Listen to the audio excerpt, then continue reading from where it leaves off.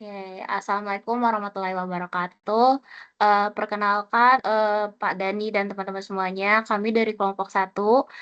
Di sini kami akan menjelaskan atau mempresentasikan tentang makalah yang kami buat yang berjudul Pemodelan dan Analisis Reaksi Esterifikasi Asam Asetat Metanol menjadi metil asetat pada reaktor alir tangki berpengaduk atau RATB non-isotermal berbasis simulasi Skilab dan DWSIM. Next. Oke, yang pertama-tama, kita kenalin dulu nama-nama, dari anggota kelompok satu. Yang pertama ada Aulia Indrastuti dengan NIM terakhir 127, ada saya sendiri yaitu Balkis Azara dengan NIM terakhir 174, ada Muhammad Abiubiantoro dengan NIM terakhir 194, ada Muhammad Iqbal Al-Ghifari dengan NIM terakhir 124, ada Sera Amelia dengan NIM terakhir 015, dan yang terakhir itu ada Safira, Fidela dengan NIM terakhir 031. Next. Oke, selanjutnya akan dilanjutkan dengan teman saya. Oke, terima kasih Balkis. Nah, dari kelompok satu ini memilih salah satu jenis reaktor yaitu reaktor RATB atau reaktor tangki alti berpengaduk atau yang biasa lebih sering dikenal dengan reaktor yang namanya CSTR atau Continuous Stirred Tank Reactor. Nah, jadi RATB ini sendiri merupakan suatu jenis reaktor yang dia itu bentuknya seperti bejana. Nah, di mana nanti reaktornya akan masuk akan ditambahkan secara terus-menerus. Kemudian nanti reaktannya akan bereaksi di dalam reaktor yang akan mengalami pengadukan. Nah, pengadukan ini nanti dibantu oleh pengaduknya yang seperti pada gambar gitu. Nah, setelah itu, setelah mengalami reaksi, produknya akan dikeluarkan juga secara terus-menerus gitu. Nah, kemudian salah satu karakteristik dari jenis reaktor ini itu adalah di mana karena tadi apa ya reaktannya ditambahkan secara terus-menerus dan produknya juga dikeluarkan secara terus-menerus, maka laju masa masuknya itu eh, sama dengan laju masa keluarnya begitu. Boleh next?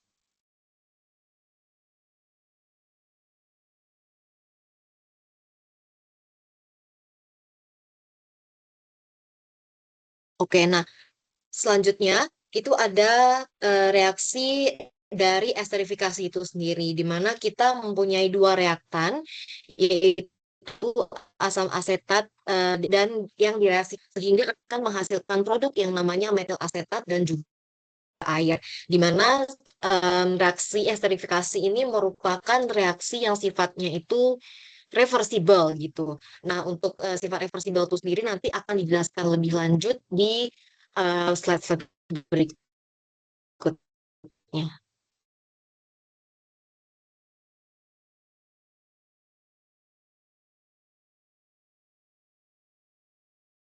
Baik, selanjutnya itu ada spesifikasi bahan baku, di mana spesifik bahan baku sendiri yang banyak digunakan pada reaksi esterifikasi adalah asam asetat, metanol, air, dan metil asetat. Nah, jadi asam asetat ini kan berbentuk cair dengan berat molekul kisaran 0,05 gram per mol dan bersifat korosif. Dan dia juga bereaksi dengan alkohol menghasilkan ester. Lalu ada air yang memiliki berat molekul kisaran 18,02 gram per mol dan berfungsi sebagai pelarut universal, serta dapat bereaksi dengan logam alkali membentuk basa dan gas hidrogen. Lalu ada metil asetat yang mana merupakan cairan mudah menguap dengan berat molekul kisaran 74,08 gram per mol yang dapat terhidrolisis gitu kembali menjadi asam asetat dan metanol.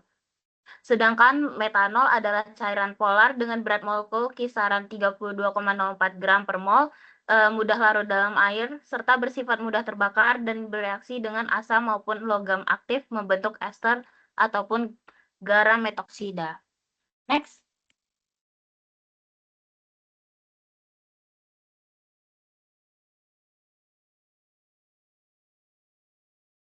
Oke, selanjutnya ini kondisi operasi reaksi esterifikasi yaitu CH3COH ditambah CH3OH menjadi CH3COO, CH3 dan H2O. Jadi, reaksi esterifikasi antara asam asetat dan metanol ini dilakukan di reaktor alir tangki berpengaduk atau RATB dengan kondisi non isotermal. Jadi suhunya itu dijaga di sekitar 70 derajat Celcius supaya reaksi berjalan lebih cepat dan tekanannya sekitar 3 atmosfer agar tetap dalam fase cair serta mencegah metanol menguap. Nah, perbandingan mol reaktan yang digunakan adalah 1:2 dengan kelebihan metanol untuk menggeser kesetimbangan ke arah pembentukan produk metil asetat. Jadi reaksi ini nih, memakai katalis asam kuat seperti asam sulfat atau asam klorida dengan konsentrasi sekitar 1-2% mol. Nah, waktu tinggal reaktan di dalam reaktor sekitar 30-60 menit. Dan dari kondisi itu bisa didapatkan konversi sekitar 75%.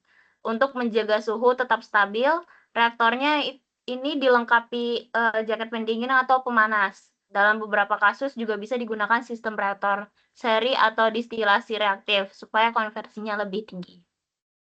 Next.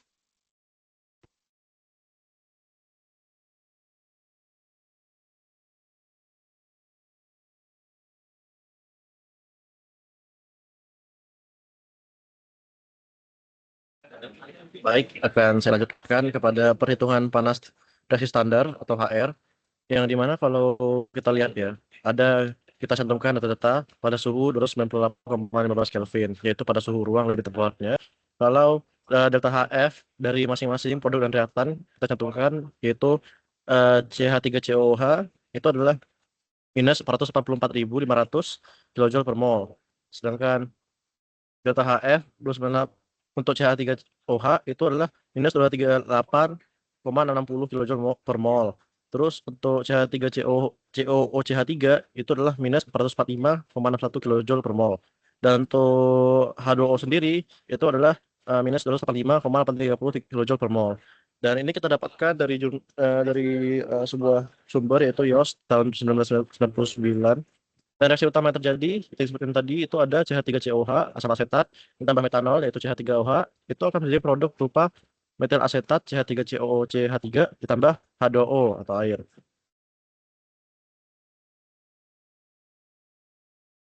Kemudian kita masuk kepada perhitungan delta HR-nya pada suhu 298,15 K atau suhu ruang, yaitu rumusnya itu adalah delta HF produk dikurangi delta HF reaktan. Yang dimana delta HR 298,15 K itu akan kita masukkan nilai-nilainya, yaitu CH3COO CH3 ditambah delta HF H2O, nanti akan dikurangi dengan delta HF CH3COOH ditambah delta HF CH3OH. Nah, kalau kita masukkan maka akan kita dapatkan delta HR-nya bernilai minus 8,28 kJ per mol. Nah, karena delta HR ini negatif, maka reaksi pembentukan metal ester ini termasuk reaksi eksotermis. Lanjut.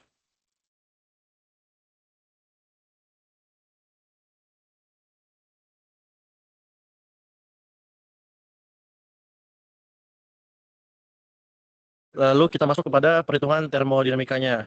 Yang di mana ini kita cantumkan data-data delta GF atau energi Gibbs-nya. Yang di mana kita cantumkan juga pada suhu ruang yaitu 298,15 K atau 25 derajat Celcius. Itu untuk CH3COOH itu kita dapatkan minus 376,69 kJ per mol. Untuk delta GF CH3OH kita dapatkan minus 162,51 kJ per mol. Dan untuk CH3 itu kita dapatkan minus 321,50 kJ per mol. Nah, untuk H2O sendiri itu adalah minus 228,60 kJ per mol. Nah, dari uh, reaksi yang diperlihatkan, maka rumusnya itu sama seperti tadi untuk menghitung delta HF ya, di mana kita mengurangi delta GF produk dengan delta GF-nya reaktan. Yang di mana kalau kita kurangi yaitu minus 321,50 kJ per mol, minus 28,60 kJ per mol, lalu dikurangi dengan minus 376, mohon maaf ini salah diksi ya, jadi harusnya plus ya di dalam kurung siap masing-masing. Dan terus maka akan kita dapatkan nilai akhir minus 10,9 kJ per mol. Lalu kita masuk kepada delta GR dan kita akan mencari nilai K-nya. Nah, di mana untuk nilai K itu kita bisa cari dari rumus delta GR pada suhu ruang dengan minus R dikali T dikali ln K. Nah, ln K sendiri nanti kita dapatkan rumus seperti itu jika kita utak-atik dikit, lalu kita masukkan nilainya, didapatkanlah K sebesar 4,3973. Nah, terus kita hitung lagi konstanta keseimbangannya pada suhu 343,15 K, yaitu suhu operasinya. Nah, akan kita dapatkan ln K per K di saat 298,15 sama dengan minus HR 298,15 per R dikali 1 per T dikurangi 1 per 298,15 K. Atau bisa juga delta T-nya ya. Nah, setelah kita hitung-hitung, maka akan dapatkan K pada suhu 343,15 itu sebesar 6,8143. Yang dimana kalau misalkan perhitungan energi Gibbs, diperoleh nilai K-nya tadi seperti saya bilang di suhu 70 itu sebesar 6,8143. Nah, dapat disimpulkan bahwa nilai K pada suhu 343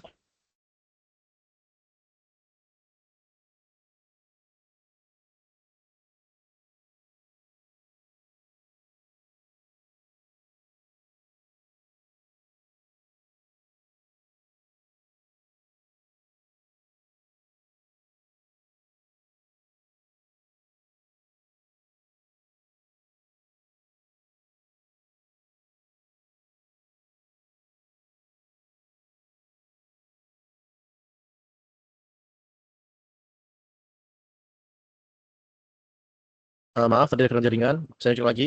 Dapat disimpulkan bahwa nilai K pada suhu bentar sebelumnya.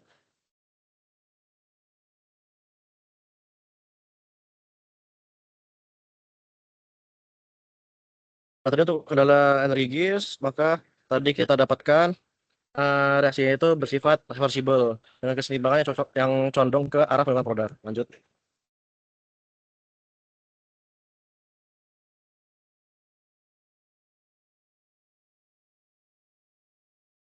Lalu kita masuk ke perhitungan analitisnya, yang dimana kita menghitung feed dari produk maupun reaktan. Yang dimana kita hitung dulu feed dari produknya, yaitu FCO. Ya, atau kita bisa sebut sebagai metil asetatnya ya. Nah, itu kita menggunakan rumus massa produk per berat molekulnya. Nah, lalu kita hitung FCO itu sama 10.000 ton per tahun dengan tujuan kita per 74,8 gram per mol kali 1 kg per 1000 gram kali 1 tahun per 525,960 menit kali 1000 kg per 1 kali ton 1 ton kali 1 menit per 60 second, atau kita ini hanya untuk konversi ya. Nah, kita dapatkan FCO-nya dengan 4,275 mol per second. Nah, untuk FA0-nya kita mengharapkan dari konversi 75%-nya. Maka kita dapatkan rumus FA0 sama dengan produknya itu feed produknya FC0 ya per XA yang kita dapatkan 4,275 mol per second per 0,75 yang dimana kita dapatkan 5,7033 mol per second. Nah, untuk FB0 sendiri itu dikali 3 karena uh, karena apa? Karena kita menggunakan CH3COH itu sebagai reaktan pembatasnya di sini. Hanya kali 3 itu agar bisa mengkonversi semuanya, lalu kita dapatkanlah 17,1099 mol per second. Nah, kita hitung juga FA0 dengan FB0-nya dengan asumsi ada inert nitrogen sebenarnya 1%. Nah, lalu kita kalilah FA0 dengan FB0-nya dikali kemurniannya 99% dua-duanya karena 1%-nya adalah nitrogen.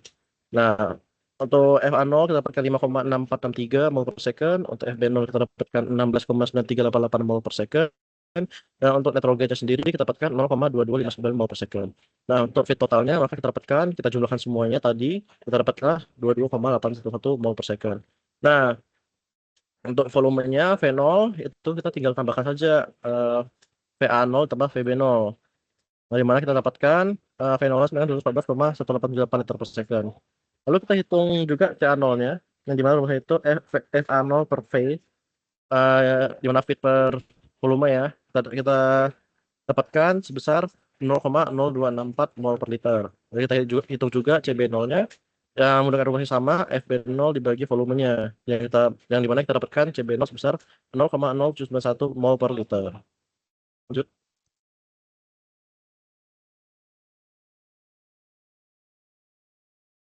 Lalu kita melakukan perhitungan analitis algoritmanya, yang dimana kita pertama-tama hitung pecah masanya, dan itu adalah dx per dv sama dengan min ra per fa0, yang dimana kita dapatkan persamaan 463 mol per second. Lalu kita mencari laju reaksinya dengan cara mencari nilai K-nya. Nah, untuk persamaan K dari percobaan sumbernya itu dari Tau et al. 2012, kita dapatkan K sama dengan 2,1966 dikali 10 pangkat min 2 dikali eksponen pangkat 2,004 kali 10 pangkat 4 Joule per mol per 8,314 Joule per mol K dikali 298,15 K. Maka kita dapatkanlah K itu 71,2529 S pangkat min 1. Nah, untuk stoikiometri sendiri, kita dapatkan bahwa ada rumus CNA sama dengan CA0 dikali 1 min XA.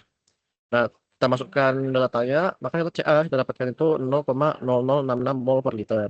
Dan untuk theta B, itu adalah perbandingan antara feed B0 dan feed A0. Kita dapatkan bahwa theta B itu adalah 3.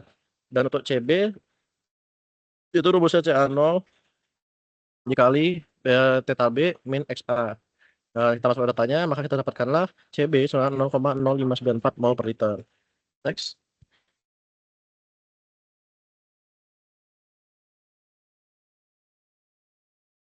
Lalu setelah tadi kita udah ngitung neraca massa dan lainnya, kita hitunglah neraca energinya.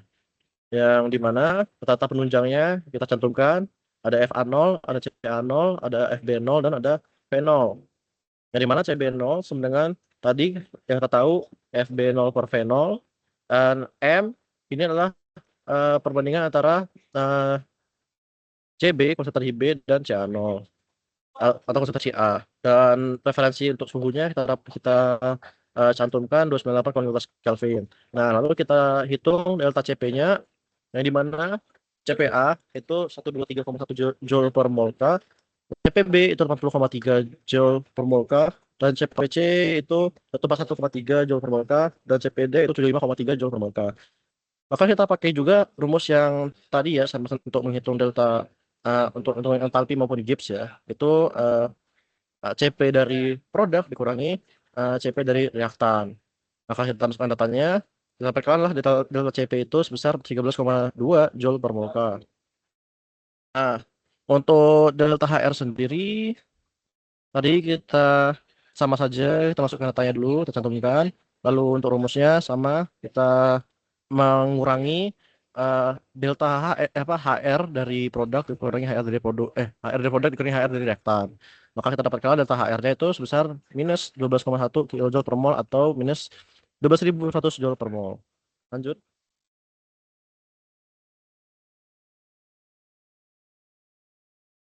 Nah, setelah kita dapatkan data-data tadi, kita menghitung delta HRX T. Yang dimana delta HRX T ini itu delta HR TR suhu referensi ditambah delta CP dikali T dikurangi T referensinya. Mana kita dapatkan minus 12.100 Joule per mol ditambah 13,2 Joule per mol K.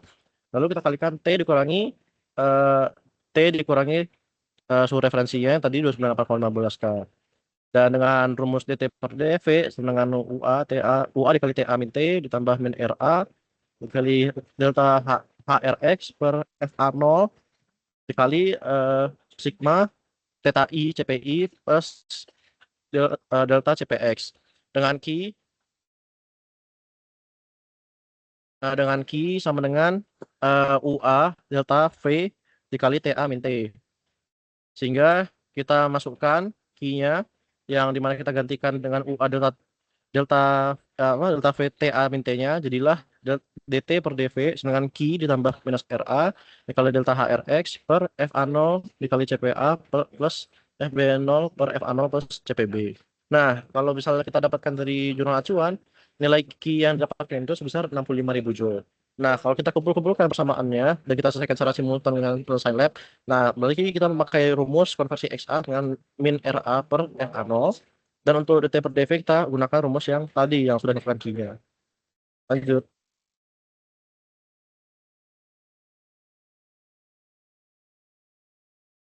Selanjutnya ada hasil desain reaktor alir tangki berpengaduk pada kondisi isotermal. Yang pertama itu ada reaktor alir tangki berpengaduk seri.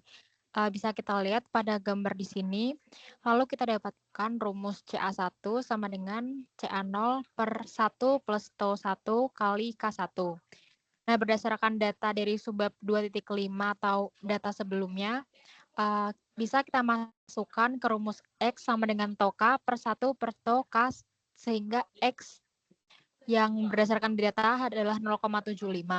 Lalu 0,75 disubstitusi sebagai X sehingga didapatkan nilai tau K sama dengan 3.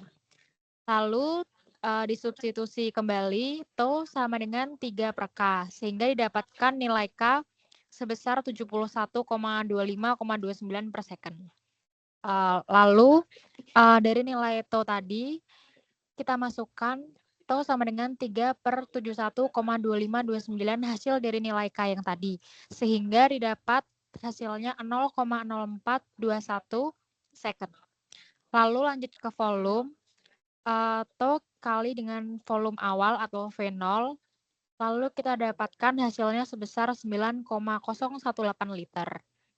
Lalu dari rumus konsentrasi tadi kita mencari CA1 di mana rumusnya CA0 per 1 tambah tau K, di mana kita dapatkan hasilnya 0,0066 mol per liter. Lalu mencari X1 dengan rumus 1 min CA1 per CA0 sehingga didapatkan hasilnya 0,75. Lalu untuk neraca massa pada reaktor 2, kita pakai rumus V2 sama dengan FA1 min FA2 per min RA2. Lalu V0 dalam kurung CA1 min CA2 per K2 kali CA2. Itu untuk mencari volume dan untuk mencari konsentrasi dengan rumus CA2 sama dengan CA0 per 1 plus tau 1 kali K1 kali 1 plus tau 2 kali K2. Lalu dimasukkan sesuai data yang sudah kita peroleh sehingga CA2 diperoleh 0,00165 mol per liter dan X2 diperoleh 0,9375 atau 93,75%. Selanjutnya reaktor alir tangki berpengaduk paralel. Di RATB paralel ini rumus yang berlaku yaitu V1 sama dengan FaO1 kali X1 per min RAI. Nah, karena volume reaktor sama, suhu tekanan reaksi itu sama, kita bisa mencari dengan rumus X1 sama dengan X2 sama dengan X3, dan min RA1 sama dengan min RA2 sama dengan min RA3. Lalu kita mencari volume untuk tiap reaktor yang disusun paralel.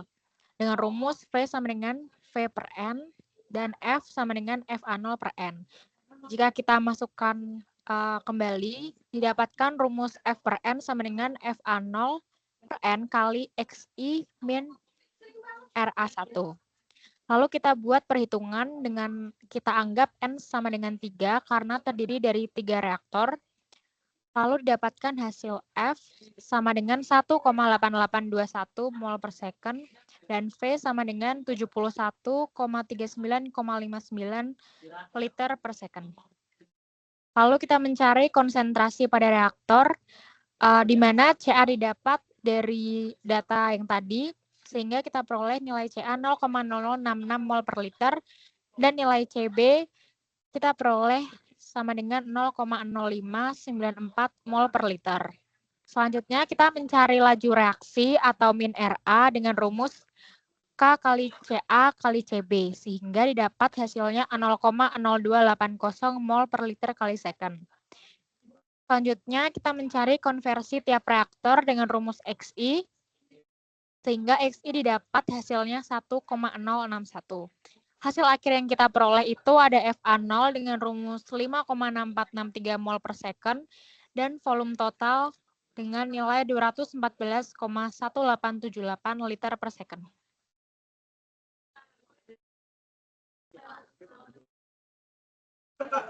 Ya, selanjutnya ada hasil desain reaktor alir tangki berpengaduk RATB pada kondisi non-isotermal, di mana dari gambar bisa kita lihat kalau itu ada FI in, terus juga ada FA out, di mana itu adalah laju alir molar reaktor masuk dan keluar. Terus yang H in dan H out itu adalah entalpi masuk dan keluar, di mana Q itu merupakan panas yang masuk atau keluar, dan WS ini merupakan kerja dari pengadukan. Di mana neraca massa untuk RATB itu didapatkan rumus dx per dV sama dengan min RA per FA0, di mana karena kita mau ngitung laju reaksinya itu RA sama dengan K dikali CA dikali CB. Nah, CA ini juga bisa dijabarin menjadi CA0 1 min X dan CB CA0 delta B dikurang X.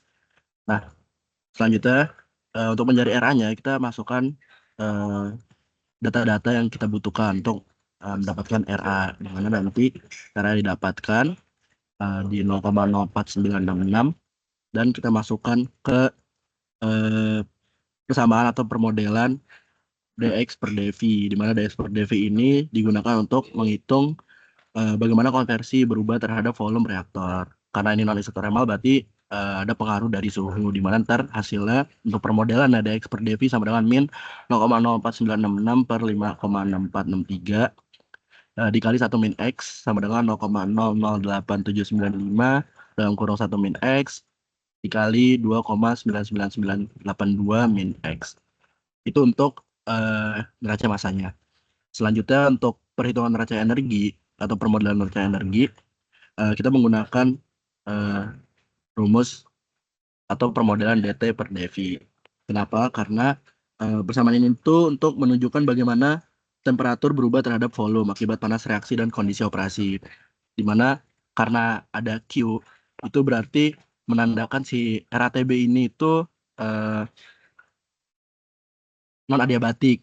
Jadi ada pengaruh dari energi yang masuk. Nah, rumusnya DT per dV sama dengan Q ditambah min RA dikali delta HRX per F0 dikali CPA ditambah delta B dikali CPB ditambah delta CP dikali X. Dimana tadi delta B itu didapatkan dari stoichiometry, terus delta CP juga tadi dari perhitungan data-data yang sebelumnya. Terus kita hitung tadi kan min RA dikali delta HRX didapatkan 600,89 dikali 1 min X dikali 2,99982 min X. Selanjutnya DT per dV sama dengan min 65.000 ditambah 600,89 dikali 1 min X dikali 2,99982 min X per 5,6463 dikali 363,99 ditambah 13,2 X. Nah, di sini dapat diketahui karena dia itu min 65.000 berarti menandakan dia itu eksotermis atau keluar panasnya. Dan nanti permodelan ini bakal dimasukkan ke Skylab yang menghasilkan ntar konversinya itu di 0,8653. Terus untuk volumenya itu didapatkan 152 dan suhunya itu didapatkan 343. Nah,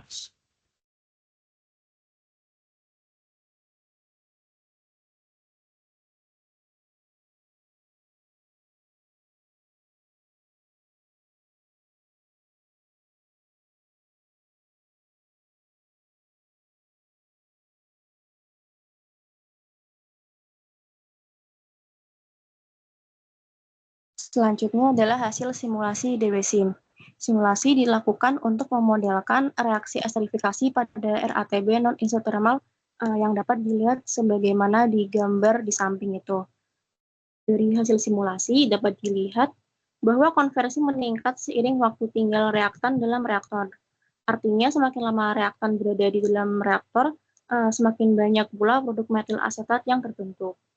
Lalu ada pengaturan suhu dan tekanan berpengaruh pada efisiensi reaksi, di mana suhu yang lebih tinggi dapat mempercepat reaksi, tetapi perlu dikendalikan karena sifat reaksi ini eksotermis, sehingga apabila terlalu panas, bisa menurunkan selektivitasnya. Kemudian dari simulasi juga didapat bahwa rasio umpan optimal untuk asam asetat dan metanol adalah 1:2, karena pada kondisi ini diperoleh konversi yang paling tinggi. Sehingga simulasi ini membuktikan pengaruh variabel operasi bisa diprediksi sebelum uji coba nyata. Next.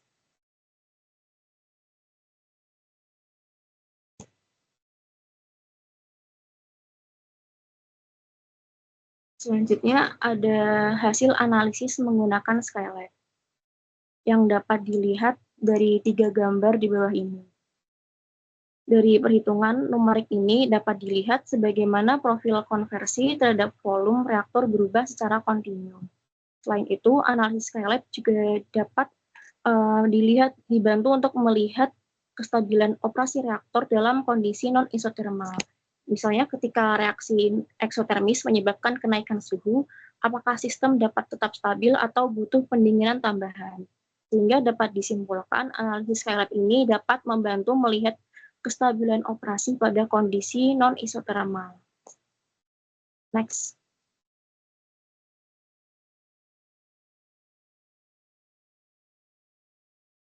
Jadi kesimpulan dari presentasi yang telah kami bawakan yang pertama yaitu reaksi esterifikasi asam asetat dan metanol menghasilkan metil asetat secara cair-cair homogen, bersifat reversibel dan eksotermis. Kondisi operasi seperti suhu, tekanan, rasio reaktan, dan katalis sangat berpengaruh terhadap konversi dan selektivitas. Lalu perhitungan neraca massa, energi, dan kinetika menunjukkan bahwa reaktor alir tangki berpengaduk atau RATB dapat beroperasi baik secara isotermal maupun non-isotermal dengan kebutuhan pengendalian panas agar proses tetap stabil. Lalu simulasi dengan Skylab dan DWSIM memprediksi kinerja reaktor serta kebutuhan energi, sehingga bermanfaat dalam perancangan dan optimasi proses produksi metil asetat skala industri.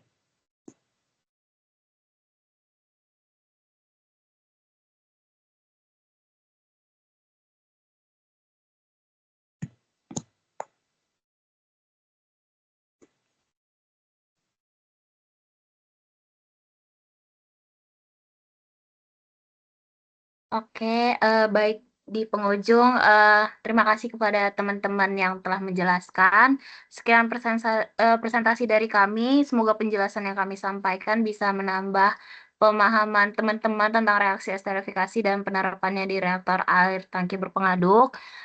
Kami juga sadar bahwasanya pembahasan ini masih banyak kekurangan, sehingga kami sangat terbuka terhadap kritik dan saran yang membangun. Terima kasih atas perhatian dan waktunya yang telah diberikan. Wassalamualaikum warahmatullahi wabarakatuh.